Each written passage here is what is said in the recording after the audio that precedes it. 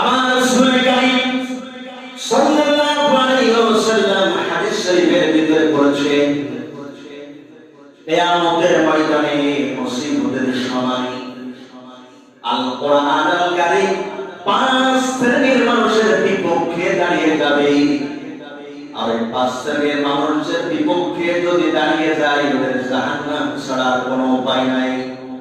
আল্লাহ পাক বলেন, আম্মাত্তাখিযু মিন দুনিহি আলিহাতান কুল হাতু বুরহানাকুম হাদা যিকরুমান মা'ইয়া ওয়া যিকরামান ক্বাবলি বাল আকসারুহুম লা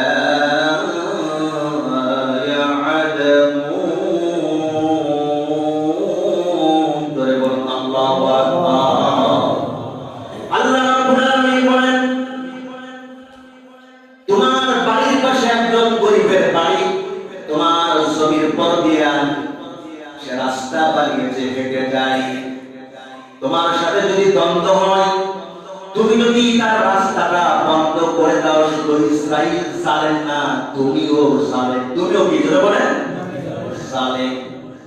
কারণ এই গরিবের ক্ষমতা নাই তোমার সাথে লড়ার জন্য।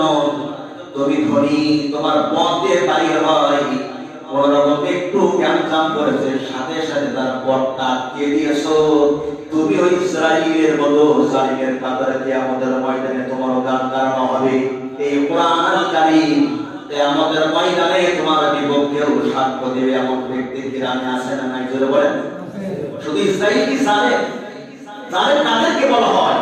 যারা যে কোন সময় মানুষকে জুলুম করে, সুযোগ পাইলে কি করে জোরে বলেন? জুলুম করে। এই সকল মানুষদেরকে জালিম বলা হয়। আপনি একটা ভ্যানে উঠেছেন, আপনার ক্ষমতা আছে, ভ্যানের ভাড়া দিয়ে ক্যামচাম করেছেন, হঠাৎ করে তার একটা থাপ্পড় দিয়ে গেছেন, আপনি জালিম। আপনি কি ধরে বলেন? জালিম। কিয়ামতের ময়দানে কোরআন তার বিপক্ষে হয়ে দাঁড়াবে। বলছে যারা মুসলমানদের পরে নির্যাতন চালায়, অনাচার চালায়, জুলুম চালায়, অত্যাচার চালায়, এরা হচ্ছে জালিম। কিয়ামতের ময়দানে সর্বপ্রথম আমি আল্লাহ রাব্বুল আলামিন জালিমদের বিচার করব। জোরে বলেন সুবহানাল্লাহ। আল্লাহ পাক বলছেন, এই 5 শ্রেণীর মানুষকে আমি আল্লাহ পাক দুনিয়াতেও শাস্তি দিব, কিয়ামতের ময়দানেও শাস্তি দিব।